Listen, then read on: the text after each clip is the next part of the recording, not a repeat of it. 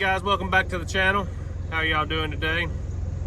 If you haven't already, make sure you hit that subscribe button. If you get good content out of these videos, hit the like button and share. Let's try to get our subs up. We're getting close to 1,000. So today what I want to talk about is leasing on with a company. Your insurance, fees, what percentages, just what does it cost to lease on with a company in RV transporting. So first, let's talk about your insurance, which, as anybody knows, if you ever ran your own authority, insurance is usually big and number one killer of, you know, single guys, single trucking companies, people trying to do hot shotting things. So when you lease on with an RV company like I am, the only thing I have to have is unladen insurance, and my unladen alone ran me just a little over $100. And then I have full coverage on my truck through the same company, so I pay like 180 bucks a month for all my insurance. That's everything I have to haul campers. There's no cargo insurance, no anything like that, just unladen insurance. Okay, so now let's talk about any fees associated with this.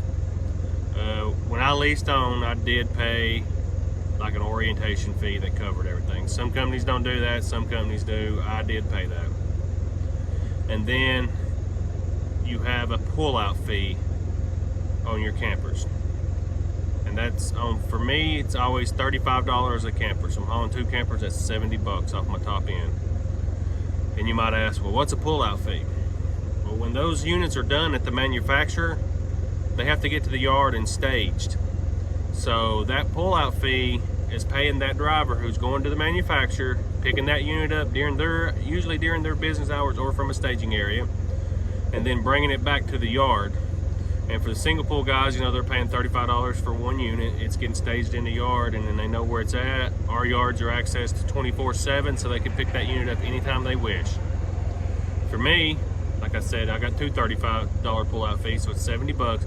But they're bringing those units back to the yard and they're staging them together. So I don't have to go find one and go find the other. I just find my units, they're together, and I load them up. That's what that fee is for. You know, some guys gripe about it, some don't. I don't, because I don't really want to run to the manufacturer and be dealing with that and loading up there and possibly being in their way and all that. I like having the 24/7 access at our yards to pick up that unit whenever I want. So now let's get over to, well, do you pay a percentage to lease on? And the answer to that is no. They don't take a percent of my camper money. So if my campers are paying $2,300 for that run, they don't take 20% or 30% like Hotshot guys who are leased on. You know, they pay 30% of their gross or 20% plus insurance. So we don't pay that. So what's included with what I'm being paid? So I'm being paid on my campers $250 a mile, and for that $250 a mile minus my $70 pull-out fees, everything's included, and that is the dispatching. You know, me being dispatched is included in that, and same day or next day pay.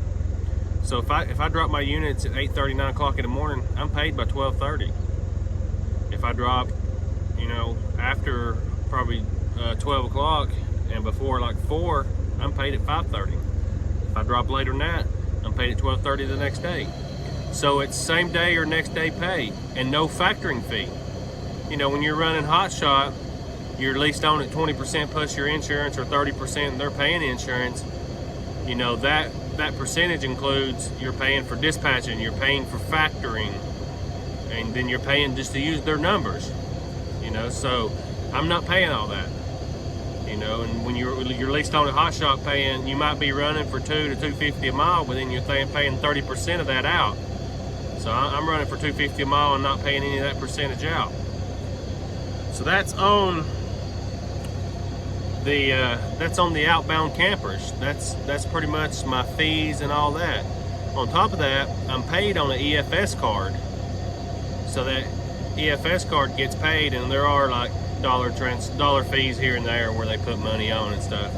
But then I also get fuel discounts off of that, so I'm actually saving money. I can save 50 to 70 cents a gallon a lot of times off the top end. You know, it might be like $3.30 at the pump, and I'm getting it for $2.70 or $2.80.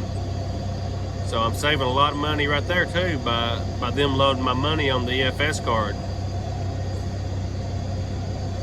So that's pretty much the breakdown of what's included in the campers. You know, you had the pull-out fee, but you get dispatch included, next or same-day pay.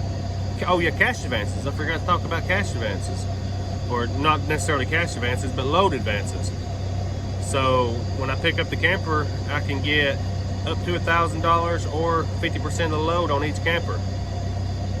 So, you know, you don't have to have a bunch of money. You know, if you're gonna run out west and you're gonna spend $700 or $800 in fuel, well, you don't have to have $700 or $800 on your card put up. You can get an advance on your camper to cover all your fuel. So that's pretty much what's included in the outbound part of it. Now let's look at my backhaul side.